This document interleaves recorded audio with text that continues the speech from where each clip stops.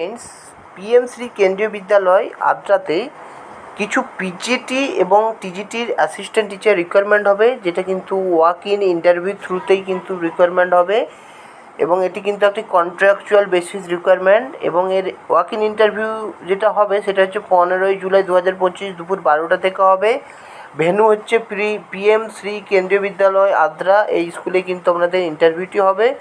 এবং পিজিটি টিচারের জন্য আপনাকে ইকোনমিক্সে পিজিটি টিচার রিকোয়ারমেন্ট হবে এবং টিজিটি সংস্কৃত, সায়েন্স এবং সোশ্যাল সায়েন্সের রিকোয়ারমেন্ট হচ্ছে।